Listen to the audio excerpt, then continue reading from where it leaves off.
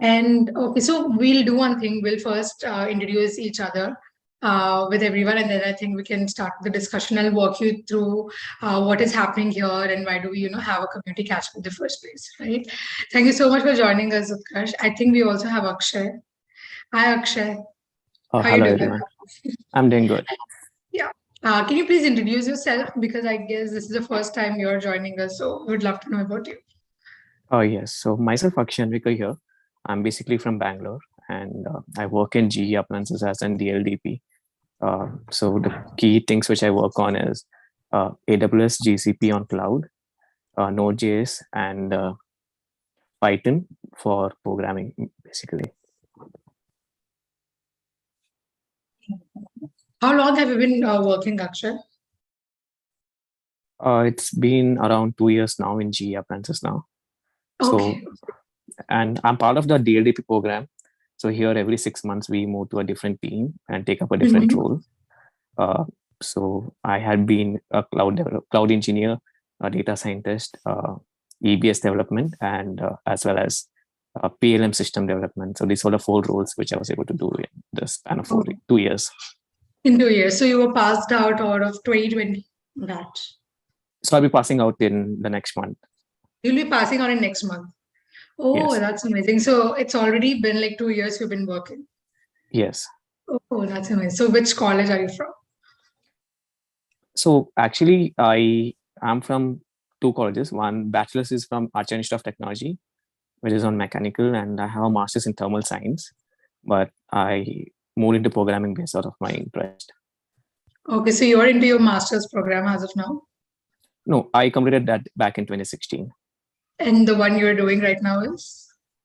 So this is more of a program in GE Appliances, where they recruit 2 to 3 year experienced professionals, and they undergo this 2-year process where we work as a full-time employee, but we are in a team for just 6 months.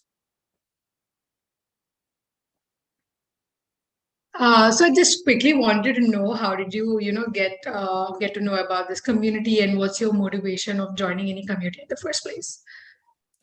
So I think I was initially into the frameworks based on Node.js, I think Strapi and Directors. And that's where I got introduced to this community, actually, is what I remember.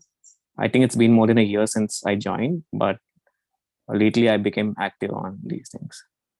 And one of the reasons to join a community is since I don't come from an IT background, so I just thought getting into communities, it would be easier to learn things or get to know things that's happening around. Yep, definitely.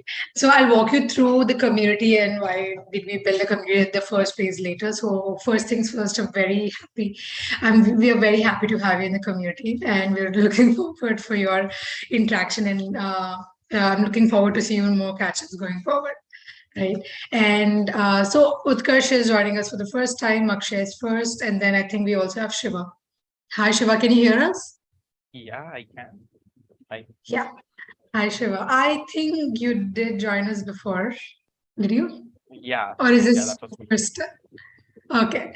So can you quickly introduce yourself to the people who are watching us for the first time and who don't know about you? So yeah.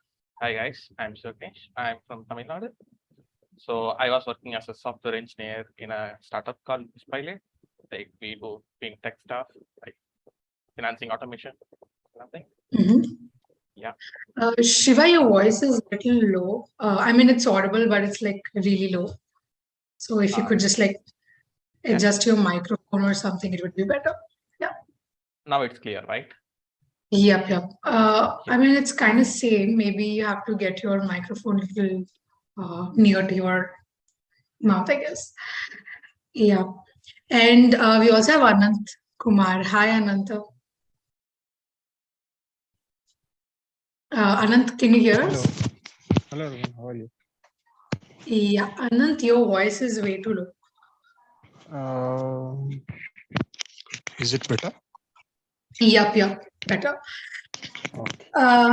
So everyone who are joining us for the first time, Anant Kumar is one of our top contributors in the community. So we have a lot of channels. So I'll quickly walk you across the community and different channels.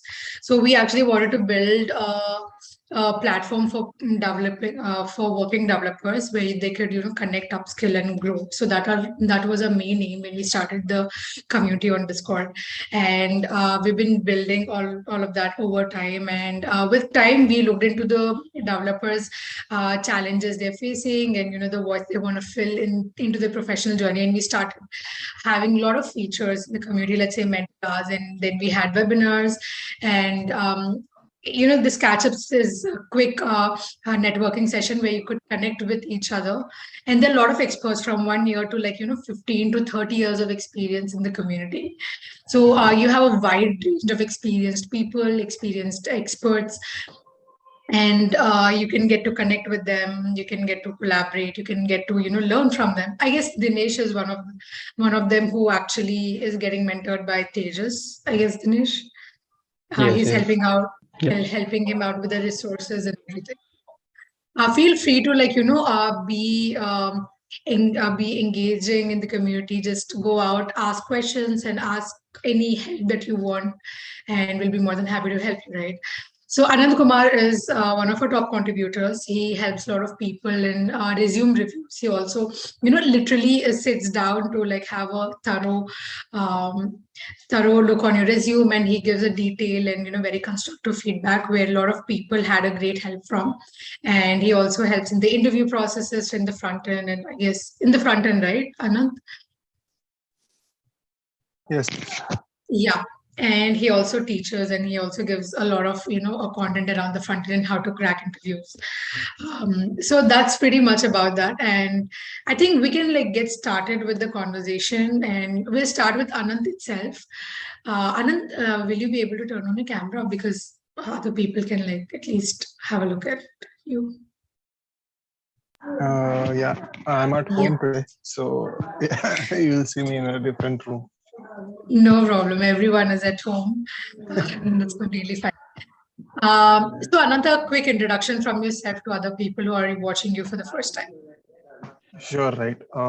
So as you all know, my name is already Ananta Kumar. I've been in the software industry for almost 4.5 years, more than 4.5 years, I can say. I started off with the database related coding, mainly PL SQL. Then I moved into a little bit of backend, then again into front end. Currently, more I'm focused on front end. In between, I did change, or I did give my interest into different fields like artificial intelligence and machine learning too. But yeah, right now, if you ask me, I'm more into front end stuff. And at Rico, I think it's been more than a year now. And yeah, I love these meets. I try to join as many as possible, but sometimes due to my traveling, I cannot. But yeah. So Anand, we were actually talking about, so we have a lot of 1+ years of experienced people, and we have few people who are in the college itself, and someone like Akshay, and he's actually doing great work in college itself. He started working while he was in college. And we also have Dev, Shiva, and Dinesh, Karsh, Kirti, who I think are in the beginning stage of their professional journey, if I'm not wrong. And I just wanted to understand what's from your perspective, what it takes to understand what a good company is, because I believe that the very first company that you choose, that will make or break your career in terms of your understanding and your zeal of learning stuff, right? If you get into a toxic company, and in a very early stage of your career, that would really affect your perception of the job that you want to do, or how do you want to start your professional career as such. Right. So there are a lot of companies out there that might not really have a great, that will not really help you to have a great start for your career, but there are good companies that will. Yes. Can you hear me? Yeah, we can hear you. I missed the last 10-15 seconds. Can you just... Okay, so I was saying, so I was saying there are a lot of companies that are really toxic to start with. Let's say toxic work environment, or maybe the learning part is something that you might miss if you're starting your career, right? So it's really important, even at the beginning of your career or in the middle of your career, if you're trying to switch, it's important to look into the culture of the company, look into the learnings, growth opportunities, right? So how would you categorize your learning when it comes to choosing a good company? So how would Sure, right. one can do that? Sure. I think I can answer this.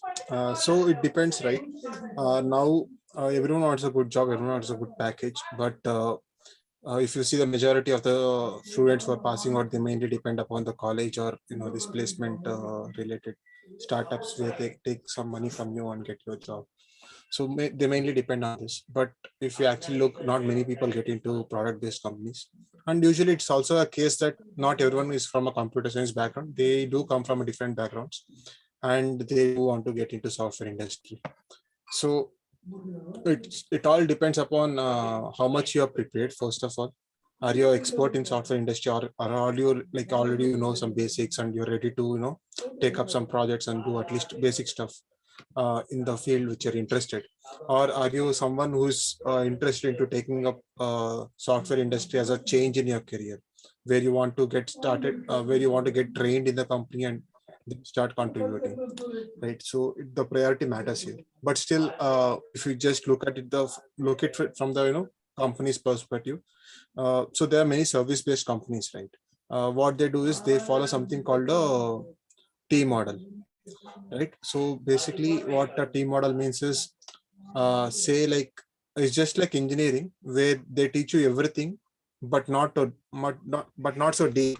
It's just like 1 centimeter to a big ocean. They touch upon everything which they want to teach you, small concepts of that.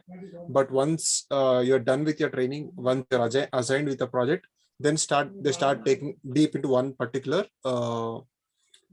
say one particular domain. So it's like a T model. You learn about everything, but once you're assigned a project, you go into deep into one particular section. So this is what usually happens in service based companies.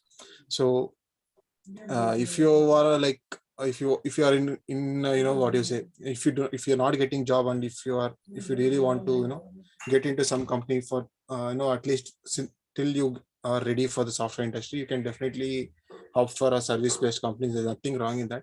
They give you really good training. While they're giving training, you can focus on your learning in the domain which you're interested. After 6 months, you have experience, plus you have talent also. So after 6 months, it doesn't matter. You cannot call yourself an experienced. You will be still a fresher, right? So it doesn't matter. Like, you can definitely apply for a product-based company, and you should not worry about salary also at that point of time. So starting off, you should be really, you should prioritize like how fast you are learning. Do you want help from the company? Or it's also another thing. You take 6 months break from searching. You do a course with the companies which are really good. A lot of companies which teach you online nowadays, live coachings, or even the Udemy courses are amazing now. So you take up separately, you learn something, and you take up a job as a product-based company, which you get a chance to decide which company you want, basically. So when people ask you a question like toxic environment, good company, basically they're asking whether I should join a service-based company or a product-based company. That's what they're asking. Usually, no one complains about a product-based company. Usually, I'm not saying it's 100%. I'm just saying a general category. But usually people do complain about service-based company because there is benching system, there is project assignment, there is like sudden layoffs or like sudden benching. So these kind of things happen more in service-based. That's what basically people mean by asking good company culture or not. Correct.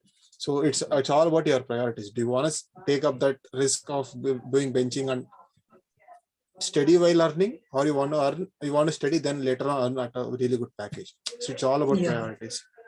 yeah, yeah. Yeah. This is a general practice that we usually do when we are graduating out of college, right? So we look into the package of which company is offering you more, and then we get into that. So, what's your take on prioritizing the paycheck over the learning? So, does that really go hand in hand when you're starting a career, or you have to sacrifice one to get that later? So, how is that like? Is the learning, if the learning is good and the even if the paycheck is little less, should people be okay with it? Should developers be okay with it? Or if the paycheck is really good and you're into a top MNC with, let's say, not really getting to learn a lot of stuff day in and day out, is that really good as a developer? See, again, paycheck is a very sensitive matter, I can say, or it's very personal thing depending upon your family situation or your future goals. So I have seen friends who take up jobs which are not at all related to their career goals, but because the paycheck is good. So basically, they want to graduate from the college, 2 years of job, take the really good handsome amount they're getting, and they go for masters because they're saving up for their masters. That is their goal, Yeah. right? So that can be a case. Now there are some companies which take you only for internships, which take you up only for the internships, and they pay you very less. But the internships are like 1 year long, but you get a really good learning in that company, but the payment is less. Then there are companies like companies like Big Four or Goldman Sachs and all. Their screening level itself is very hard, very tough. But once they take you, they grind. They make sure that they're getting value of what they're paying for, right? So it's all about how much effort you're putting up. And if you are looking at really good salary at the beginning, you should also be really good at your skill set. That's what I'd say. If you're good at it, I think you can definitely get it. Maybe 1 month later, 2 months later, if you have the skill set, you can definitely crack good companies. And there is a bit of luck also, if you ask me personally. But yeah, if in general, if you ask me, you should not prioritize money over experience, especially at the beginning of your career. Because no one cares if you jump a company after 2 months or 6 months at the very beginning. But finding a good company should be a priority with learning at the beginning. And so I just have two follow-up questions, Ananta. So the first one goes, if anyone is starting off their career, right? So how would they know if they have to go towards the product-based or service-based? So that's one thing that, most people, have a little skeptical thoughts about which one to go or which one to get started with, right? And the second question is, when you're starting off with your career, or maybe at least in the mid of your career, right, you cannot rely on any company as of now when the recession is hitting, when the layoffs are hitting left, right, and center. So how do a developer get the sense of the job security while he literally, people bust their ass, to crack an interview, to get into a certain company of, let's say, FANG companies or MANG companies, right? And then even there you have a thing of getting laid off over there. So what's your perception as a developer at that point? And how would you, recommend someone who's, going through the same thing? Okay. So the question about being recession proof, I don't know if I can answer you that because I do not have much experience with that, or I do not have any friends who have gone through something similar. But yeah, so in service-based company, basically recession means you're just benched off in a company, benched off, or if the recession is really bad, you're just thrown out of the company. Benching off happens very common in service-based companies. That is true. But how do you make recession proof is not something I can answer you, but I can give you very general answers like be a top of your game, be contributing in your team. That is basically you should be doing it whether you have recession or not. And sometimes it does happen like when you have overplayed for a position and you got a really amazing package on what you deserve sometimes. That can be a deserving, that can be a contributing factors. And sometimes what happens is I have personally seen some people cheating in their interviews and getting a really good packages or really good positions or titles, what we say. Like when we say titles, so band levels in the companies. So they get into this stuff and after 6 months, they know that they're not performing well. So when the recession comes, who do you think will go out of the company? Definitely them, right? So it's like that basically. Yeah, so I'm not really sure like how do you make yourself a recession proof. But yeah, it can be like basically like it can be any number of things. If a company wants to throw you out, they can pick up any topic and throw you out. Like they can monitor what are you doing during office hours. They can literally have all the data. Like see now, for example, like most of the people have something called MS Teams, right? Microsoft Teams. So Microsoft Teams has some inbuilt features. I'm not sure like every company enables it or not. So just like in our phones, we have this digital well-being, which shows how many minutes you have spent on each app. This Teams app also can show you how many hours you are logged into in your system during the day. So there are factors like this. So if a company wants to really throw out, like they can pull data from anywhere and they can do it. Okay, and even if they don't want to find a reason, they can just pay you severance amount and just throw you out of the company. So it's not about how you, it's all depends upon the company. Just like you have to be little careful. So like sometimes if joining a little well-established companies which are recession proof, for example, financial services companies, say for example a company which caters investment bankers, for example. I am not sure this is an exact very right example, but I'm just giving an example. Say for Yeah. example, it may be a recession proof because whether the people are doing really good or really bad, they want someone to handle their money. So people who handle that money will never be, it doesn't matter for them whether it's a recession or not. Correct. So I'm just trying to give a picture. So if you are so scared about choosing a company because of recession, maybe you have to look at that companies. But yeah, if you want to really avoid, you can avoid startups if you're afraid of that. But startups are the place where you learn more also. We have discussed this in previous live meetings, Yeah. right? Yeah. So it's all about that, like priorities. Like you want to put a safer bet, you want to put more package. So that's what, right? You get, even in startups, they pay you very high because they're taking that risk and you're also taking that risk. So it's all comes down to that, which part of the risk you want to be. Yeah, definitely. So at one point of time, if you're not, risking it all to learn something, I don't think so you would, will be able to go on the next level of your professional career. So playing it safe might, get to a longer run, but you'll be playing it safe on a lower level than, taking a risk and going on a higher level. So a quick suggestions or advices for you who's looking out for switching the company or starting out with their first company. What would it be? So how would you suggest these are the few factors that you need to look at before getting into a company as a developer? So what would that be? See, it's basically if you're a developer, right? If you already have some experience, you already know where you want to go next in your career. So sometimes people want to become architect. Sometimes people just want to become, just want to gain more experience in their domain. For example, front end, they want to become more expertise. They want more expertise in their front end. Or people just want to become, like, say if he has 10 years of experience and he wants to become a scrum master in future.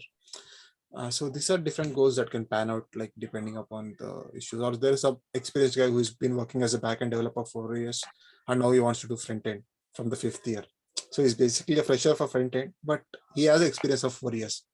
So it depends different kind of things. But what I have observed from my past interviews is that if you show real interest in where you want to go in next, and if you have really good skill set in what you want to go in, and if you can pitch yourself really good to the interviewer, they will be willing to tell you what you will be working exactly once you get in. Because I have seen this, right? One of the times previously when I had like 2-3 offers with me and I had to choose between them, I did ask for one-on-one interviews with the manager whom I'll be working under. So I got a chance to ask him really like what kind of work I'll be doing once I join the company. So these are some things you can definitely do, right? So, but you cannot ask these questions at the very first interview, like introduction rounds or something. These are something you can use you have a deciding factor. When you have 2 jobs with you and you want to decide which among them you have to use, you can ask for a one-on-one interview. Then you can ask what kind of work you'll be doing. Then you have to see whether it will match with your career goals. So this is something which very basically we can do. Maybe it will work out for freshers also, but the competition is a little higher there.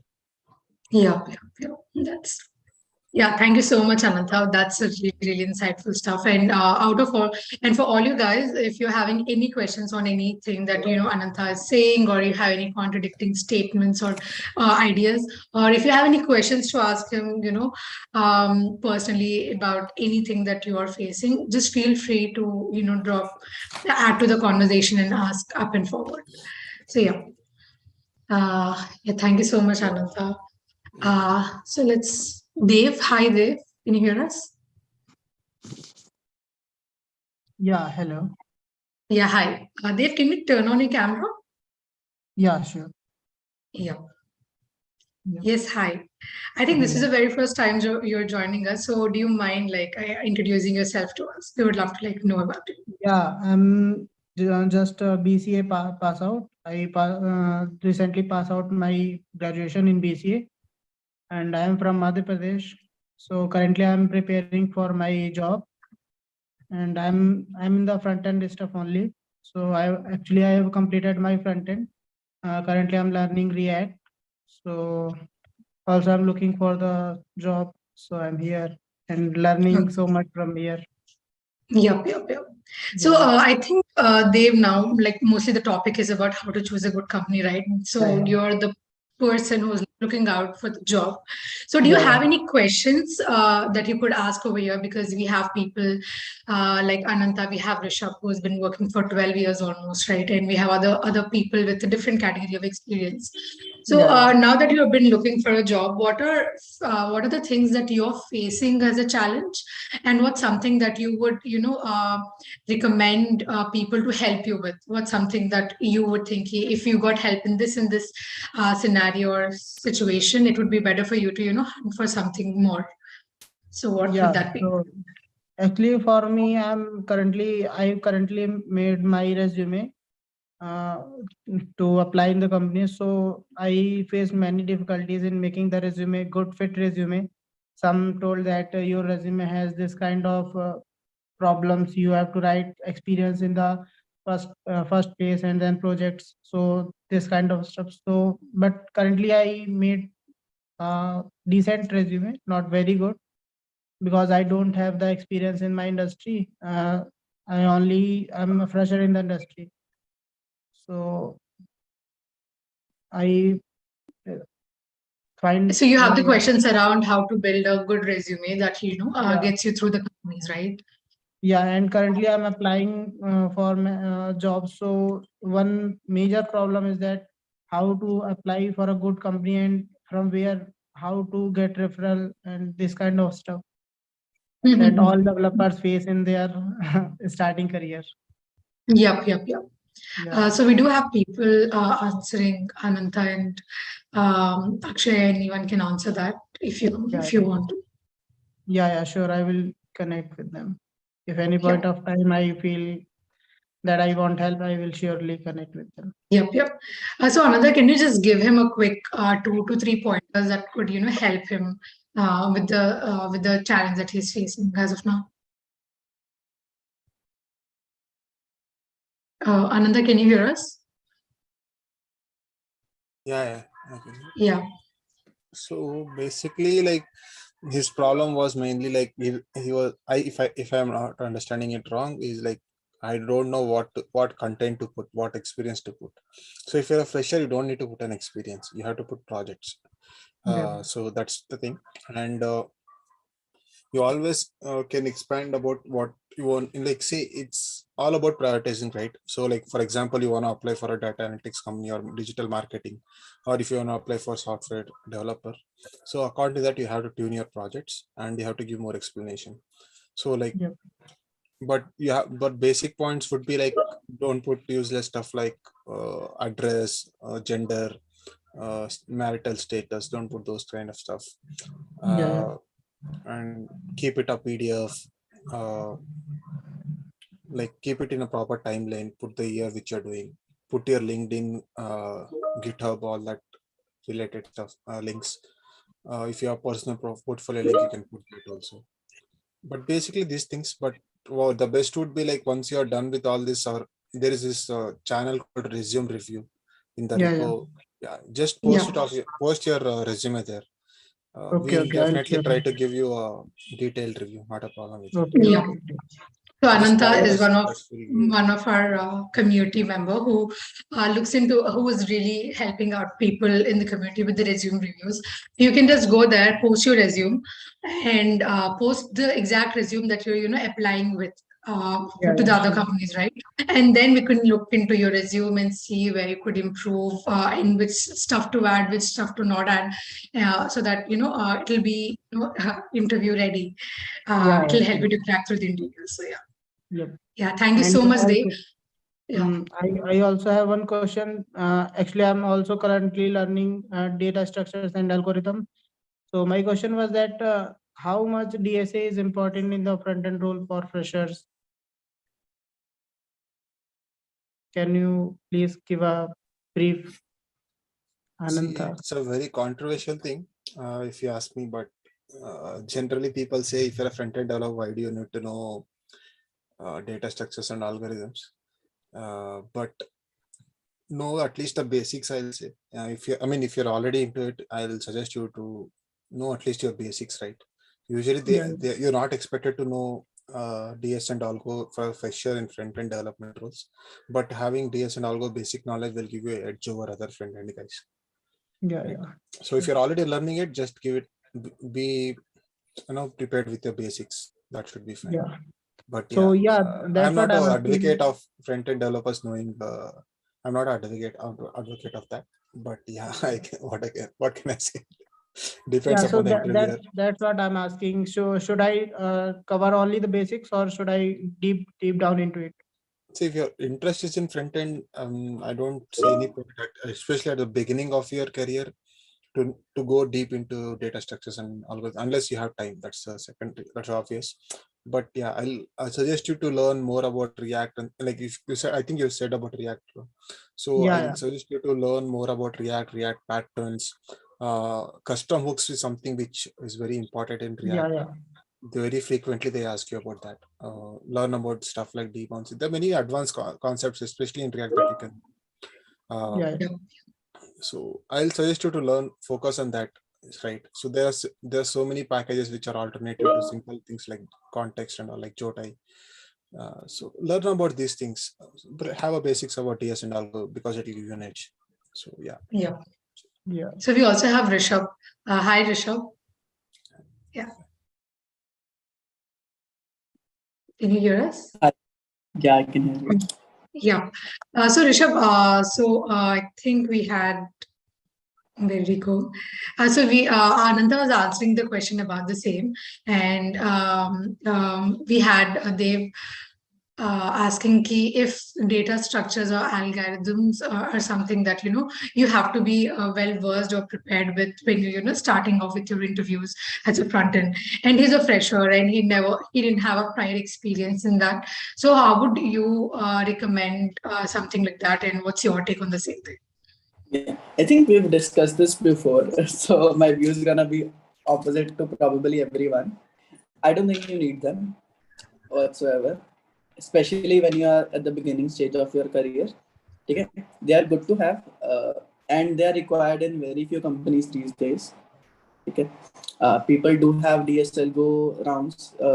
Let's say 3-4 years back, every company used to have them, but at this point, people are understanding that they are very specific set of skills that are needed at very few jobs, right? For someone who needs to change CSS or HTML, he doesn't need to know how tree works or how any of other things work, right? So that's one.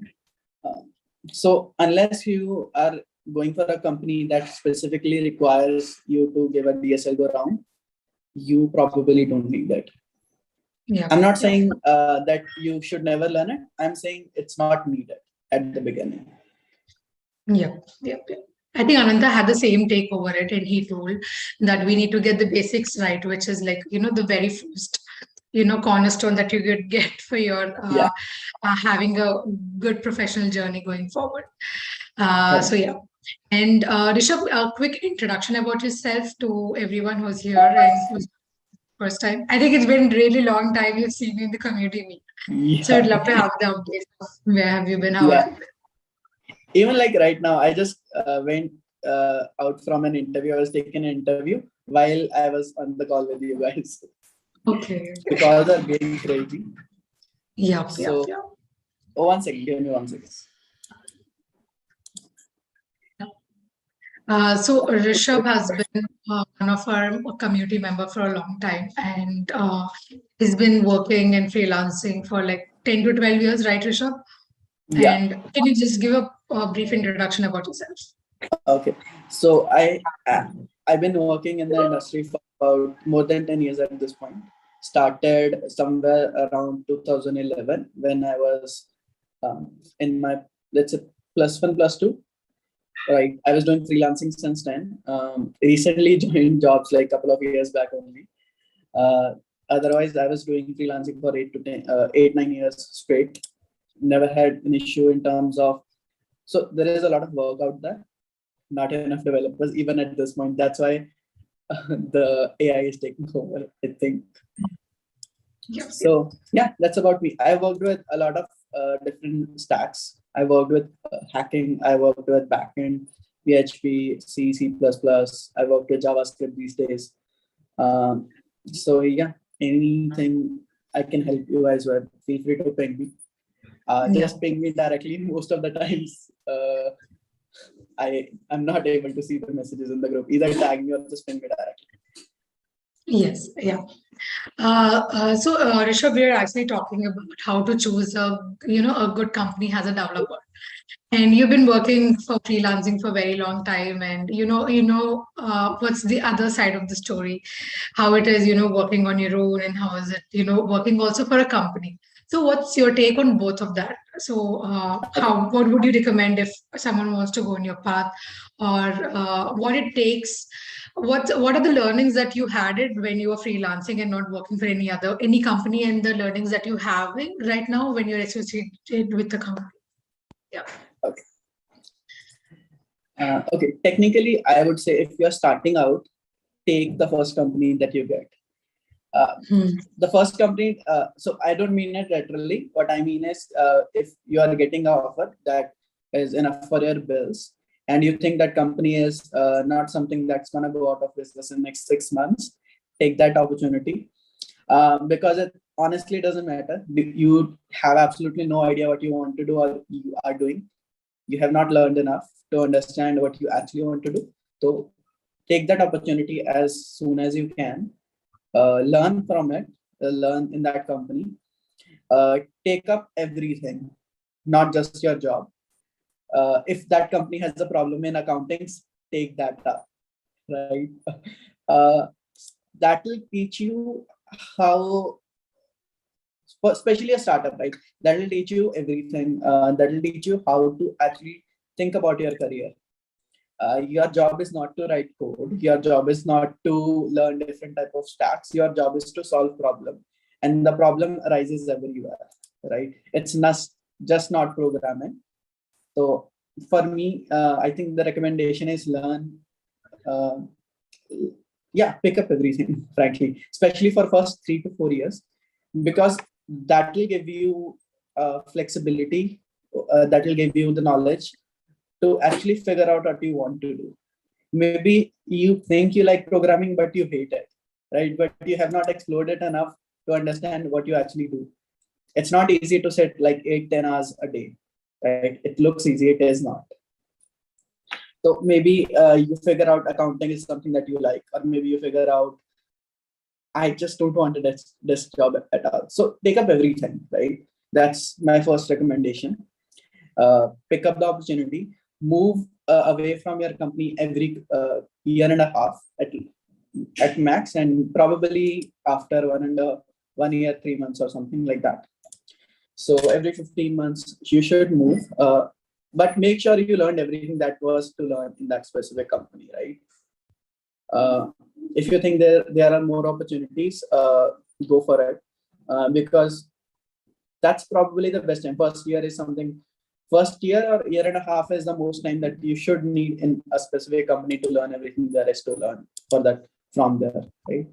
So, and if you keep in like a single company, or even if you're freelancing, if you are following with a single client, that is not going to give you enough exposure. Even if you are getting enough money, really doesn't matter.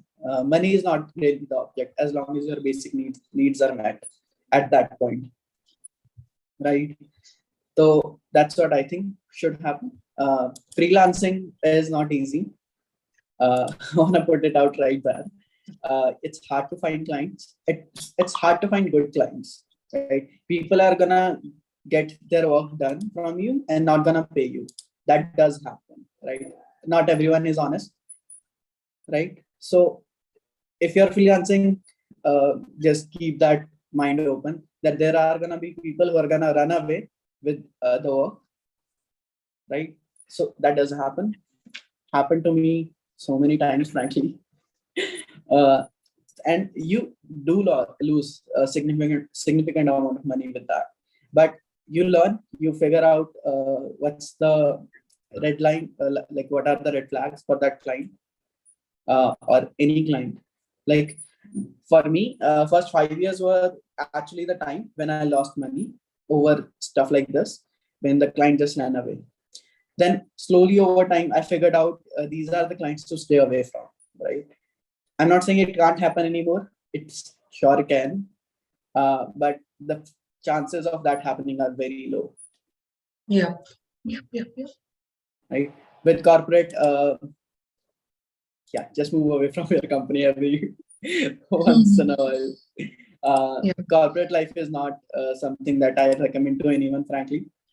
It's a good life if you are someone who has limited, who is happy with something. So let's say you are earning enough money, right? And you are happy with what you're doing, you're not getting bored, then corporate life is for you. For someone like me who needs every like a new stimulation every few months, that's not what I like, right? I can't be in a single company. Then that's one reason. And I'm gonna probably advertise Recruiter at this point, but I like Recruiter, and the reason I did not move away from it is I didn't work for a single client, right? I worked at this point, I've worked for 4 to 5 clients. So 4 to 5 different companies in 1.5 years. And that's the reason I haven't moved away. It's not the money, it's just, yeah, I get a lot more experiences with Recruiter, and I don't have the hassle to find those clients. Yeah. And your take on, how to balance, like, your job and also the other few stuff that you've been working on, right? So what would your take on that be? Don't focus too much. Don't focus too much. Don't. So actually what I want to say, don't worry too much. This is, people have made it a huge issue, work-life balance. Just look at 10 years, like just look at your fathers or mothers, they don't have a work-life balance. Right? Yeah. There is no difference. We've made it out. This generation, especially us, have made it out that work and your fun time are different things, and you should move away from these things. You should separate them. I don't think that's the case. Okay? Mhm. If you need work, if you know that this work needs to get done, get it done, right? And when that work is done, all the time left is your free time, right? Yeah. So that's what I think should happen. And yeah, if you wanna, okay, one thing I would say, okay, if you want that work-life balance, don't go into contracting or freelancing. There is no work-life balance in that sense, because you are the one who's gonna find clients. You are the one who's gonna work for them. You are the one who's gonna be like, this project is ending, now I have to find a new client. You can't sleep over it, right? Yeah. Because you I don't think know it how also. it is. Yep. I think it's, completely on you, how you're prioritizing and what your priorities are. And the more, if you want to have more opportunities to learn and grow, then you have to, like, give away your time of, something that you've been wasting on, and maybe get into something with the side hustle, side projects. I think that's how it works. If you're having more hunger to learn and grow a little, on a faster pace than the one that you've been working with. So, yeah. So one thing is, I don't really want to separate it, right? Your challenges could be your fun. It's just about how you look at it. Yeah. It's not like, so I've been, okay, so one example, I start my day at around 8 at these days, and end it around 2. But I don't have a problem of burning out. Reason Because for that different people have different, capacities and, responsibilities to look at, right? So whatever works for people, because working at your level would be different, and maybe, few people have, like, additional responsibilities, or maybe something that they might not function on your scale. So yeah, I agree. I mean, I'm not saying follow my routine. That's the worst thing you can do to yourself. Yeah. It works for me because I have a different agenda altogether of doing this. But yeah, figure out what works for you, and don't separate it. That's Yeah. all I want to say. Make your work fun. Yes, yes, yeah. Thank you so much, Rishabh. And I think it's really important, no matter what you're working in, which domain you're working, if it's not fun for you, then you're definitely going to burn out at the end of the day because of Yeah. stress. So yeah, thank you so much, Rishabh. And we would love to see you more in our catch-ups, and I hope we'll get to see you from in the more catch-ups from the next year. So yeah, I'm and fine. thank you. Yeah. Hi, Satya. Can you hear us? Satya, can you hear us? Satya, I think you're on mute. We are not able to hear you. Yeah. Hi. Yeah, hi. Can you please turn on your camera so that we could like have a look at you and like interact? Yeah, sure. One second.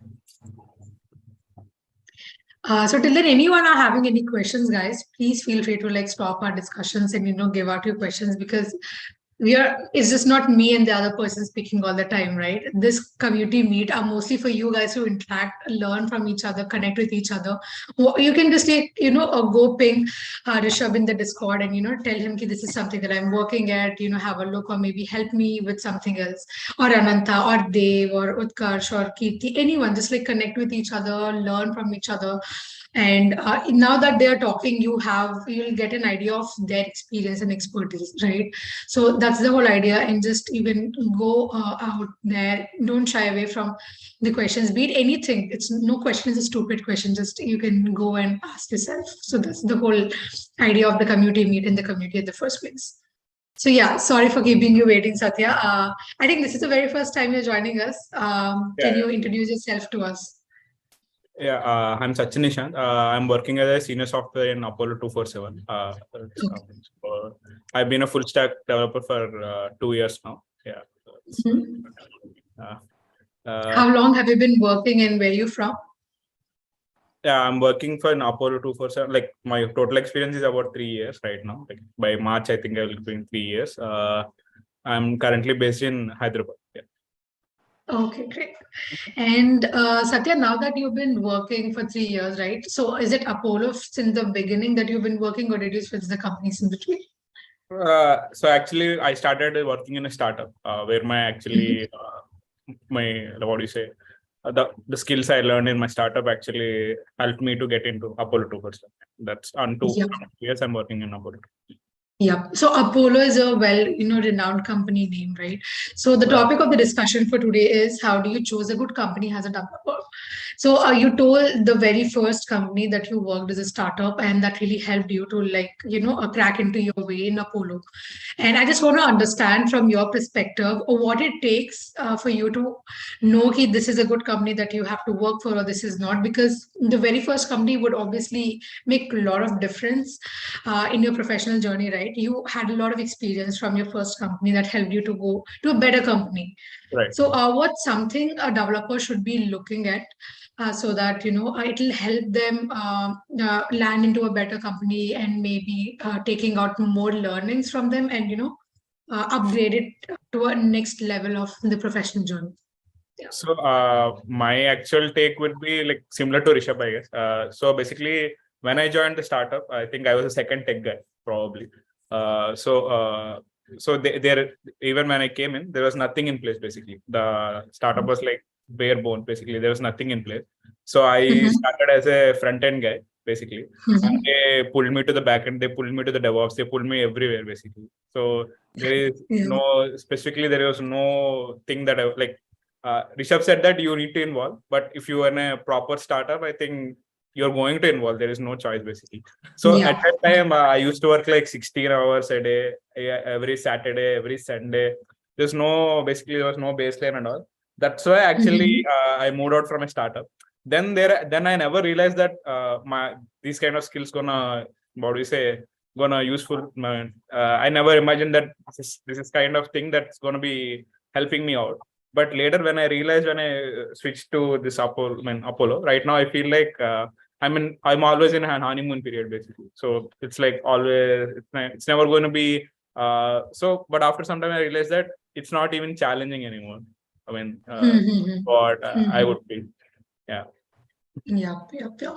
So So you, so the I sorry. first feel you. company you always need to look up is like how challenging it is. I think that should be your go-to. Yeah. Yeah, yeah. So can you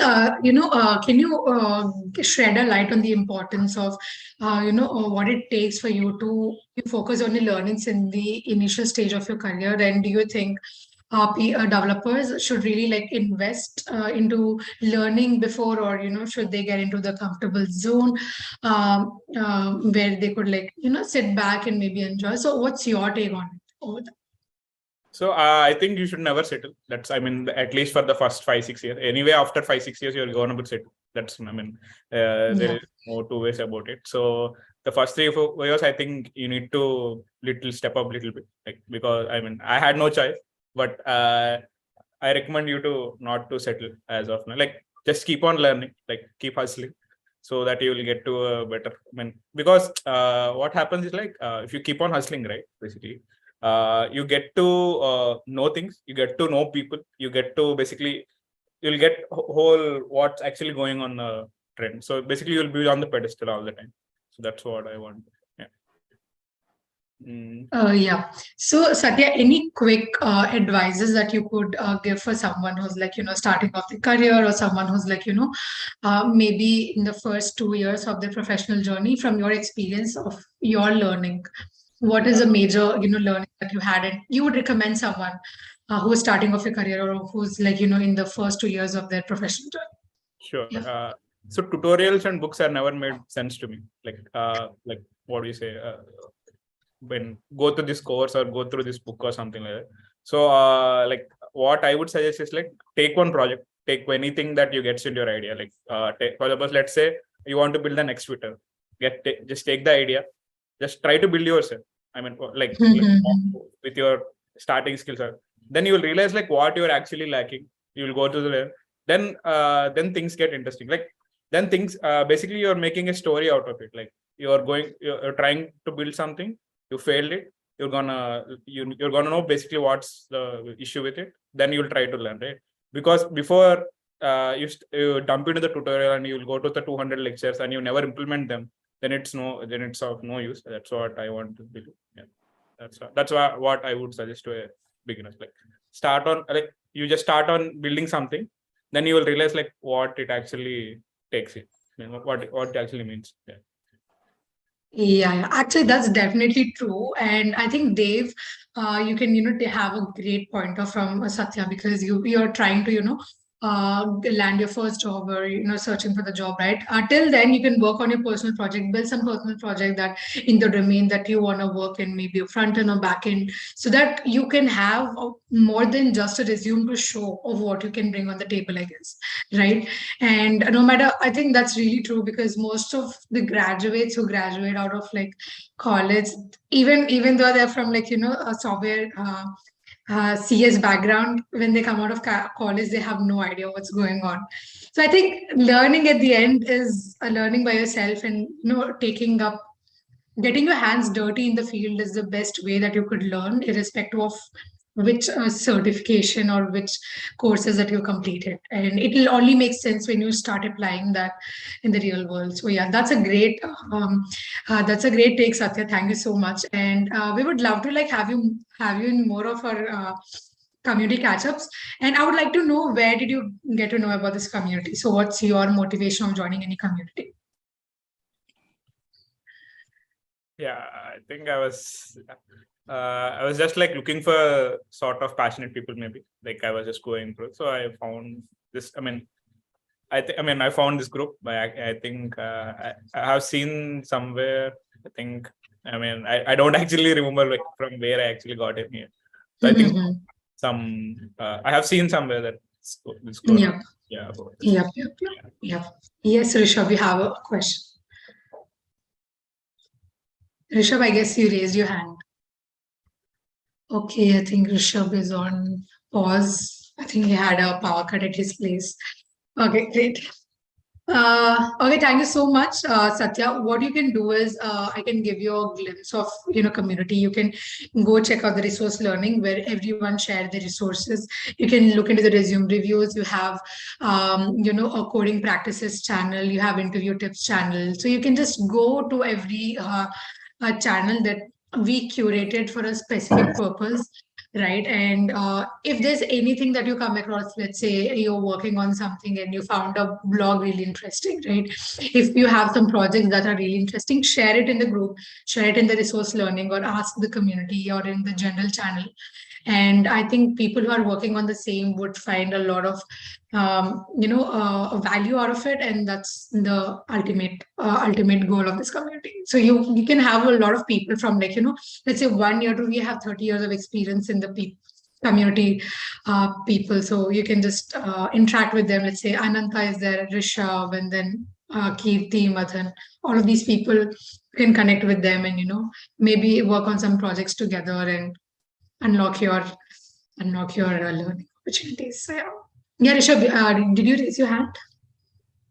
Yeah. Sorry. So I had like a crazy motivation thing to share. Got it. So I did it at the beginning of my career, and I think that would help a lot of people. The start would be same thing. I think Dinesh said it. I'm sorry. He's the one who spoke before me, right? Oh, Satya spoke before you. Satya. Yes. Sorry, Satya. Okay. So Satya said it. Build something, right? So just reiterating over it. Clone anything. Clone Twitter. Clone Facebook. Right. Build it. Take a couple of months, whatever time it takes. Right. Start from a small thing, then move on to a bigger project like cloning Facebook or Twitter or Instagram. Right. And sell it over. You can make a lot of money doing it. Okay, just clone something, sell it on websites like Code Canyon. That will basically you're learning and making money, right? What's more beneficial to that? And it does sell for a lot of money, frankly. I'm not saying make a single sale. I'm saying make like thousands of them for that single product. Yeah. $10 on 1,000 sales. That's a lot of money. Yeah. And I Thanks did for that. That was. Yeah. Yes, Kirti, you have a question. Yeah, like as Rishabh said, like I also like did some my personal projects. So what happens was like when I started a project and started learning by myself. So there are some problems that I can't solve by myself. So what will be the best way to handle those things that which I don't know how to handle, right? Like when at first I was a front-end developer, then I get into back-end. So when I start learning, so somebody said that you need to decide what database should be used for a project. And so how should I, actually learn more about these and asking something? So how should I go for that? Talk to us.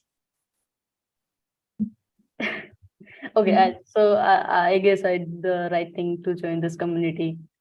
Yeah. You can share your project details, right? You can share it in the community, and I can get Rishabh, Ananta, and there are a lot like Tejas, and you have Vinay also. A lot of people who could like help you review your project and something. Hello. Okay. No, okay. Utkarsh shared something that I don't want to acknowledge. Okay. I heard a lot about ChatGPT, but I did not use it yet. Go ahead. It's crazy. It's actually super good. The only problem with ChatGPT is sometimes it throws answers that are super wrong but super convincing. So for developers, I think you have to have a certain set of skills to basically make that difference out. Because it's like your mom. It's gonna tell you something, and you have to believe it. All right, then I'll try it. Doesn't matter what the fact is. Okay, next Yeah. time we will, also give that how like about ChatGPT. We can also discuss that. Yes. Yes, Utkarsh, you have a question. Actually, I wanted to share something. So it's just today's morning. So I was thinking to write something for my blog and a LinkedIn post. So I thought, why not ask ChatGPT about it? And what I just understood about it, that it is not that perfect right now. So I asked ChatGPT to suggest me some good post for LinkedIn that is not known to many people. So the answer was like, very basic concepts about React, how it was formulated and all those things. So yeah, I believe that it is not that mature right now. Yeah.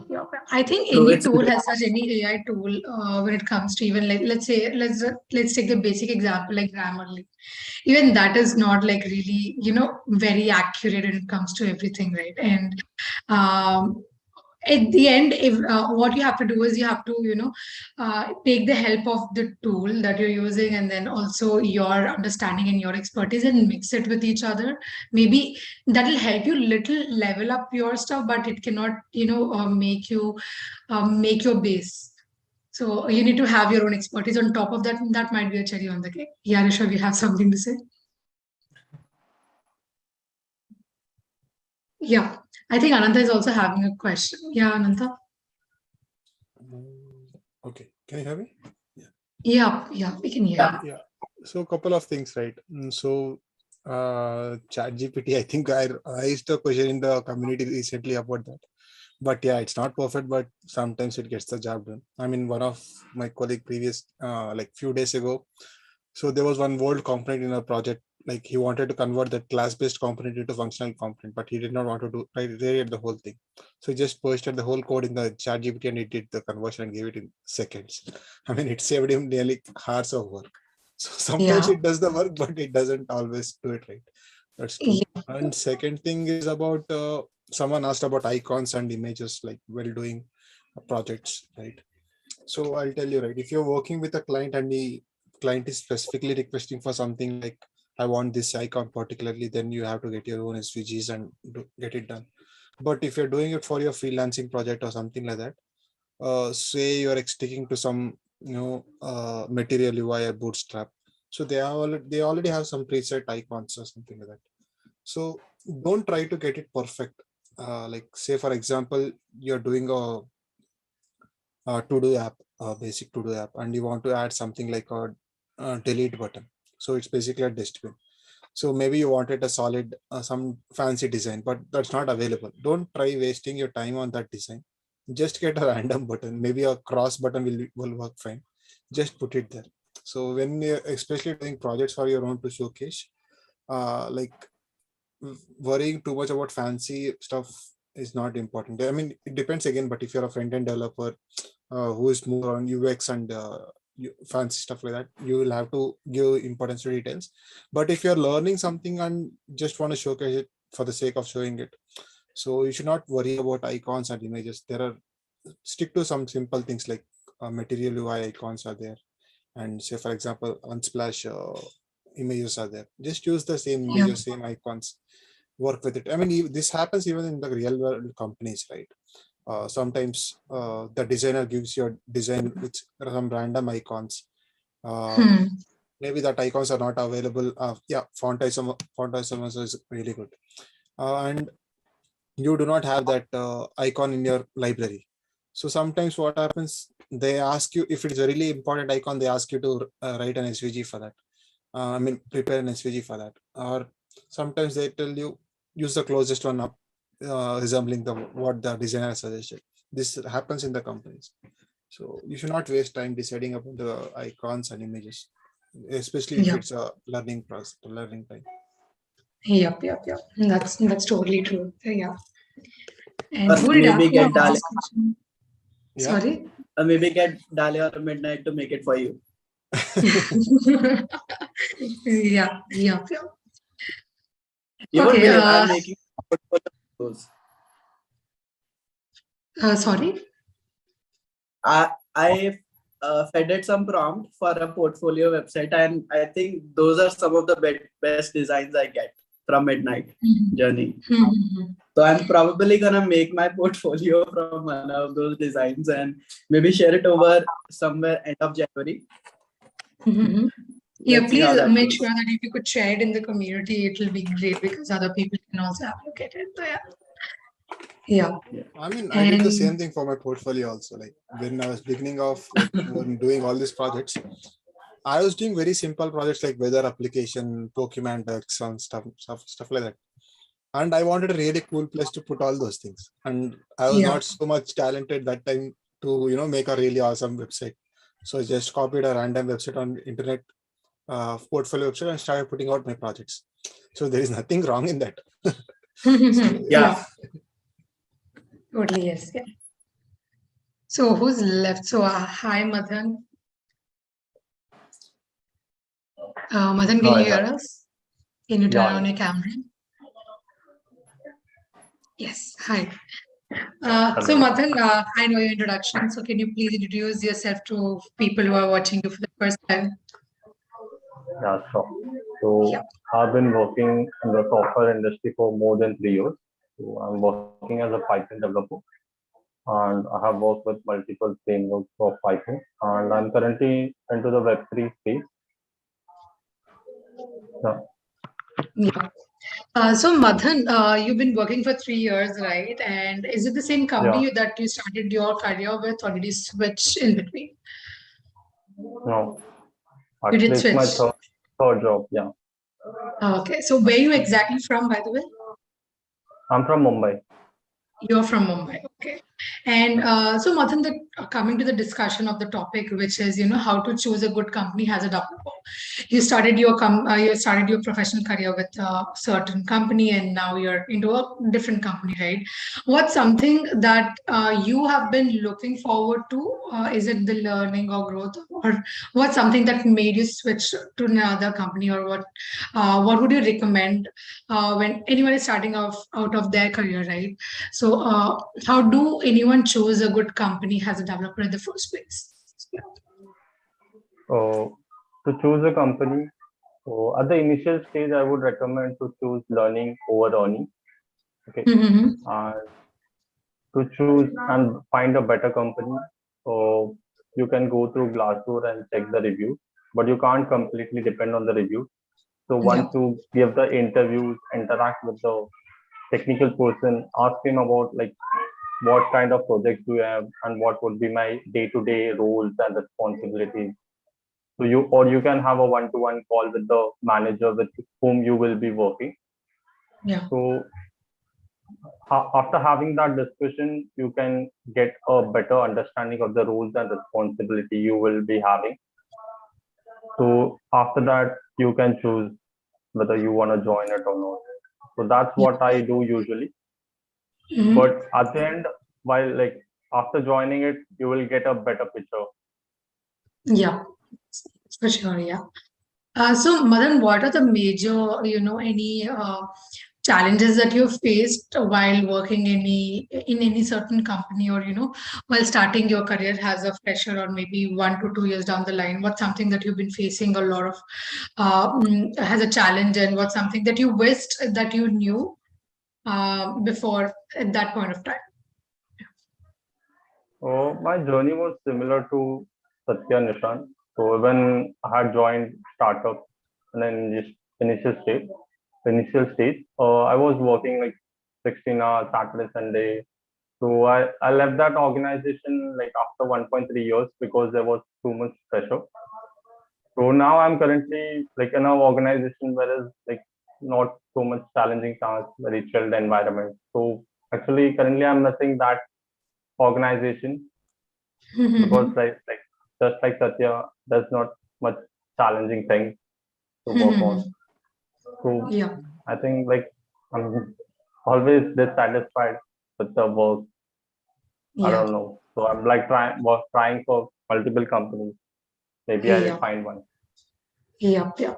So when you're looking out for more companies, right, Madan? So what's something that you are actually looking forward to besides the learning opportunity? So do you look into the culture of the company? Well, do you look into the freedom that a company could provide you, or in terms of switching your domain? in the projects or anything as such. So what's something as a developer that you would cherish in a company that you would love to have it over there? So I look for the culture and Mhm. and the process they use. So like some companies are like, oh, they give unrealistic deadlines. So like I don't like to work on such places. So I mostly focus on the process, like like what of kind of process do they follow to complete a project and the work culture. Yep. Okay, so if you have to like give any 2 to 3 key takeaways, Madhan, for someone who's starting it off, or someone who's working in their company for the first time, let's say first or second year of, what would be the learnings from your journey that you would, give it for someone who's starting it off? Yeah. So at the initial stage, choose learning over earning. And even if you feel like you're not getting to learn much, then do some freelancing project or try to upskill yourself or work Yeah. on some open source project. Yeah. So yeah, you can do. Yeah. It completely depend on the person. If he wants to learn, then there are multiple ways he can. Yeah, that's for sure. Yeah. Yeah, thank you so much, Madan, and thank you for joining in. And we would love to see more of you in the catch up. I think you are joining regularly, but like we might kind of miss in Yeah, between. But yeah, I miss sometimes. yeah. And feel free to like connect with other people. Let's say we have Kirti, we have Satya, Utkarsh, Rishabh, and Dinesh, right? So the main aim of this whole community meet is for you to connect with each other. And when you Yeah. express your experience and knowledge over here, you'll get to know who is what and who's holding what kind of expertise and experience, and you can connect with them, collaborate with them, and work on the same things. And yes, Utkarsh, can you hear us? Yes. Okay. Yeah. So, because do you have any questions? You listen Ananta talk about the companies, and then you listened Rishabh talk about the freelancing aspect, and then Satya also did the same. Mathan did, and we had a different discussions today. What are the few questions that you would like to ask if given a chance right now? So, yeah, so every speaker had a different opinion, and it's great to hear different opinions from different people. But as of now, I don't have any such questions because, yeah, everything was super simple and self-explanatory. But if I Yeah. have anything, so I'll just pop it in the Discord community. Yeah, sure. So, Utkarsh, how long have you been working for? So in the current organization, it's been like 8 months. But yeah, now what I'm currently doing is I'm upgrading my portfolio from React to Next.js. Yeah, and I'll be starting looking for opportunities in like next 1 or 1.5 months. Okay, yep, got it. Have you done TypeScript yet? Yes. So my complete project, my current portfolio in Next.js is in TypeScript. Yeah, and Okay, that's basically I was exploring Next 13, the newer version. So that was the Okay. motivation behind upgrading. Yeah. So Utkarsh, now that you told that you've been, looking out for new opportunities, and I think it's 8 months, right? Yeah. While you've been working and all. So what's something that you would be looking out for in terms of the learning or upskilling part, which you wish would make you wish you had, and it would make your learnings a little easier, and help you get crack your way through your dream companies that you want to work with. So what's something that you would want to have it, or something that you really need the assistance from? So basically, I believe that career is a marathon and I want to sprint in that marathon. So it's like I don't want to walk, I want to sprint. So yeah, that was the reason I joined this community, because it is always great to network with the people, learn from them, learn from their experiences, their mistakes. Even yeah, I remember that a few days ago I was checking the resume review corner, and I could see that there were some great suggestions. So I Yeah. just implemented those particular suggestions in my resume also. So yeah, it is great to hear from the community and Yeah. learn from everywhere. Yes. And so one thing, guys, for who's joining us for the first time and who's listening us, right? Do not shy away from like asking any kind of questions in the community, be it anything simpler or anything complex. We have people who can assist you with that. And the more you come and interact, because see, you cannot just like sit back thinking, okay, that person has like 10 years of experience, so maybe my learnings would not matter because I'm working just 5 months and I just have a 5 months of experience, right? Because what we really think is every experience matter and every person, irrespective of which stage he is in his professional journey, they have some or other key takeaways or learnings that you could provide. So no matter which resource that you come across, let's say Utkarsh, you've been like searching around some blogs, and you found it really insightful. Just go in the community and just post the blog over there and then say what have you learned. And if you're working on any project, Kirti, post that in the group, right? We have resource learning group. We have Ask the Community group, which you can post a project over there and ask for the expert opinion. You can ask Rishabh, you can ask Ananta. All these people are actually active in the community. They can actually come over and like have a look at your project and help you out with it, right? And even Dave, if you're struggling with any problem, you can drop your resume in the resume review channel and then get your resume done. So we have actually I've been working in and out for this community for a long time, and the main purpose of this is to able to serve every developer with different experience. Let's say some are having one, and then some are having like 2 to 3 years of experience, 5 to 6 years of experience, and everything that we try to build or channelize in the community is for you to upskill and grow. We have mentors, we have webinars, you can attend that. And if there's anything that you want to talk about in our next community meet, feel free to ping me up and say, Anjum, this is something that I want to talk about. Can we have this discussion for the next community meet, right? So feel free to voice your opinions, because the community that we are building is on the basis of having a developer-centric community where you can interact and you can explore and connect with people. So yeah, that's pretty much. I think I was talking too long for this. So yeah, that's pretty much, guys. Just chill out, have fun in the community. Don't stress too much. Just like do whatever you want in the class. How do you behave when you have no teacher in the class and you're just like out and about, right? So just behave like that. That's fine. Don't spam too much, but yeah, I would love if you have a conversation. But yes. No, so do you guys have any more questions, or I think we could wrap up the session today?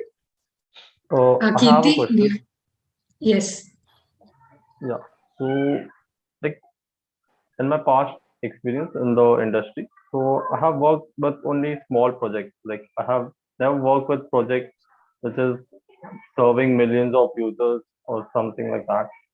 So, like I would like to work on such products which handles millions of users requests. So, like a very scalable application. So, like I want to join such organization where they are developing such apps. So, like, what should I do for that? Like, what's the roadmap?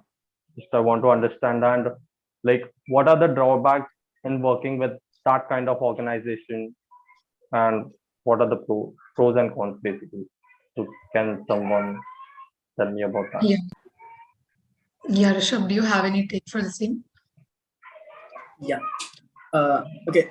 First of all, you have this expectation, right? That you want to work for a product that serves millions of users. I genuinely want to understand where this motivation comes from.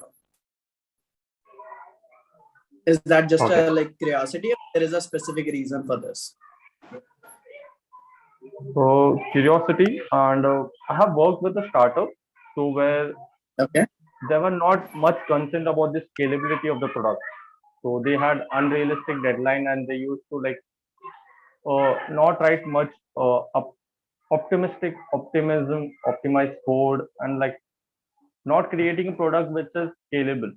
So I'm assuming that most of the startups are like that only, where they just copy paste from Google and put it and develop an application. Or wherein the big enterprise like Instagram, Facebook, or Geo, wherein they have a proper team and they create a scalable product which serves millions of users. That's what I know. Like, Okay. so is it true or am I wrong somewhere? Okay. I'll just set this expectation right first of all, right? I think at least startups. You are absolutely correct when you say that startups write code and they get things done. That is very true. But when you come to a company, let's say 300 employees, 500 employees or larger, they are not small, but they are not big yet, right? Companies like these become, the workload isn't much there, frankly. Okay, there is, when compared to a startup, it's nothing. You probably are doing work like more in one day than you are doing in 1 week in the companies of this size. Scalability, yes, they might be facing like millions of users, but if you are talking about, let's say, front end, specifically front end, the way you write code doesn't change that much. The way you write code, I mean, I wouldn't even call it any change, frankly speaking. Okay, for front end. For backend, it does change, but it's not that significant. Maybe you write optimized queries, right? But here's where the story changes. So scalability is not a developer's job. It's sort of so more people, more specialized people come in. For database, you have people who are specifically working on SQL queries. If you have a SQL database or Mongo, like architects come in. They give you an approach and that's what you have to follow, right? Scalability of servers, DevOps team comes in. They manage your servers and they take care of the millions of users and the data traffic that comes in. They manage the load balancers, they manage the DDoS attacks, stuff like that, right? And most of the times I added DDoS attack here, but most of the time we basically forward it to an external service altogether who will manage these attacks for us. We will manage our servers, like we'll have a team that manage our servers, and then our developers are gonna focus on the features. So as a dev, you wouldn't really find a big difference working for, let's say, a startup versus a big giant. Yes, you would have to work less if that's something that you're into. I mean, a lot of developers are, nothing wrong with that, right? But that's a privilege, actually. That's a good thing that you get from bigger companies, that you have more time to get more things done. Scalability, no. Wrong expectation that we have at the start.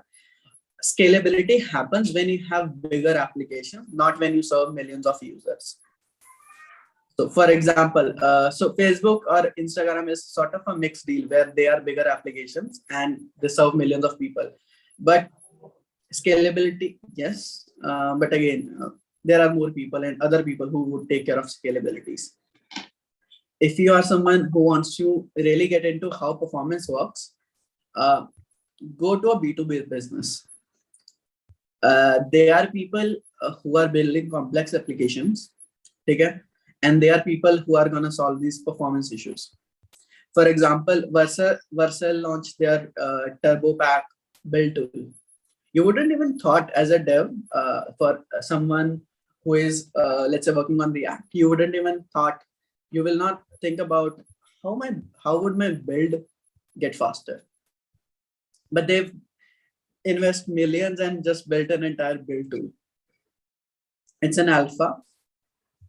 So that's one, right?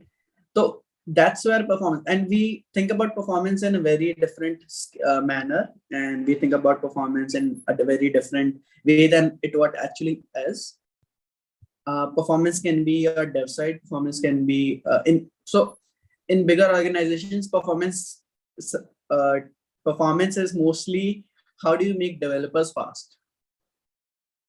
How do I make your job easy to get the work done? As a tech lead, my job is to make the seniors and the junior developers make their job easy, right? I would write, let's say, build tools, or I would write some commands. You run it once, and your entire project is set up in one go, right? You, instead of you having to download the project, clone it, maybe install or maybe set up few secrets and stuff like that, right? And any normal project, right? I'll create a build. You put your username, password, you add that command, and yeah, project is set up right there.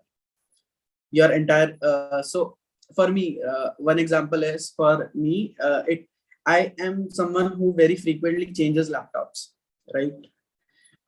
And my laptop setup, if I do it from by hand, it takes around 2 to 3 hours just to set up everything the way I want it. I spent 6 hours, created a script. Now it happens in 10 minutes, right? I just run that script. That's open. That's on my GitHub, right? It's an open script. No, anyone can use it. And I use it to set it up for 10 minutes. And that's where performance comes in. So just setting that expectation right, key serving millions of users does not one-to-one identical to actually writing optimized code. If you want to go to fintech, go to actually fintech is the place where performance really matters that much in terms of actually users experiencing that performance. Because let's say you're building a stock trading app, 1 second is huge. With 1 second, you can lose millions, right? So that's where this performance standards come in. So yeah, I'm sorry if I babble too much, but it's just a different expectation over. Yeah, it makes sense. Okay. So my key takeaway would be over here is, so like the scalability part is not entirely on the developer. So there are other teams which handle this part. Okay. So, okay, got it. Makes sense. Correct. And I'm telling you, I'm telling you this from like with an experience that I've done all of it. At different stages of my career, I've spent my time in every one of these fields, and everyone has a completely different skill sets, right? Yeah. So like the reason I wanted to work with such products is like it feels good when your product is serving millions of users. You feel good. So that like I have never experienced such thing. So that's what. Yeah, then focus on that part. Go ahead, find out companies that serve that level of people. Study those companies. Figure out, for example, these companies, DS will be like, this is one specific set of companies where DS is one of their interview rounds. Most companies has this. Like when people serve millions of clients, they, for some reason, I don't know why, they do add this round, right? So DSLO is important here. They are gonna ask you, if you're applying for a senior role, they are gonna ask you to solve principal level questions. By that, I mean, they're gonna ask you to build something like build React in 1 hour, build React DevTools in 1 hour, right? You are using it to make your life easy, but they're gonna ask you to build it. If you're going on a senior level, like in one of my interview questions, I had to build, I mean, for example, in here, I had to build Discord. It was a different tool altogether. But let's say in an interview, I asked you to build Discord in 1 hour. Let's see how far you can go. That is an open-ended interview. You can take it anywhere, right? So that's the level of questions you can expect from that. Yeah.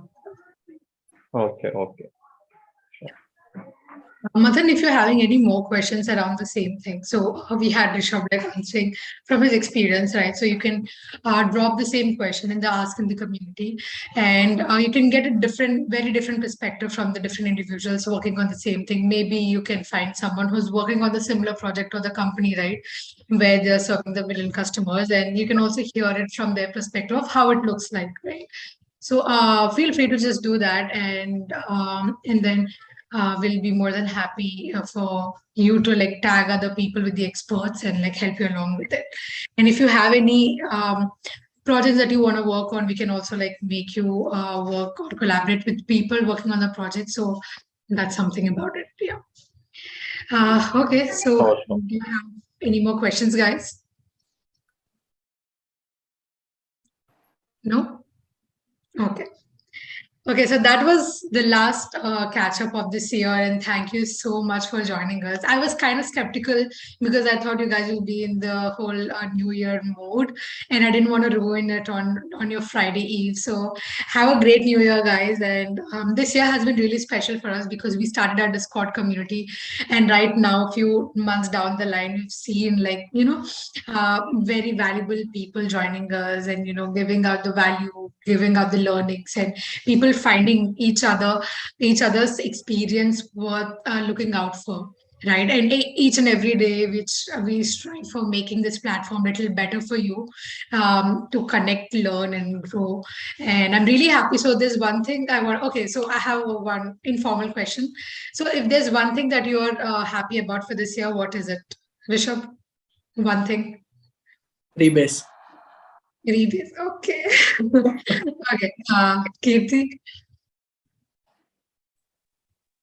For me, I have started working on some skill set that is great, and recently, and joining the community as well is a great step. Like I can build my own projects and get help from these mentors like Rishabh and Satya. Yep. Definitely, yeah. Dinesh.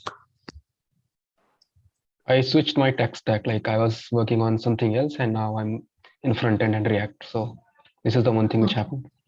That's Okay. cool. Satya. I bought a new car. That's the only thing that's. Okay, that's amazing. Congratulations. And Madhan. So I've become a better version of myself. Yeah, I think that is the greatest achievement that we could, say it. And Utkarsh, yeah. There are two things actually. First, I made a switch and I moved out of my house. The second one, I bought my first bike. That's huge. It's amazing. First bike is always worth remembering, and really congratulations on that, Satya and Utkarsh. And for me, what is one thing that I got a chance of building this community Yes, for from you, this you scratch. already made, I think, a huge community, maybe 1.6K, I guess. Yeah. So it's a huge. And there's a bigger goals for the next year to take it to another level, to make it India's one of the best developers community. And we also had one offline meetup in Chandigarh where we have Rishabh had a speaker. So that's one of the achievement that we did, and building the community from the scratch, and having to being able to connect with you people is one of the things that I'd be proud of. And the value that you guys are creating in the community is the very first thing that I'm really proud of. So yeah, that's pretty much, guys. Okay, thank you for bearing for a really long time, and thank you for sticking out to all the discussions. And have a very great New Year's. Celebrate with your family, friends, have New Year resolutions. Just stick to it. If you guys are joining to gym, just stick to it, no problem.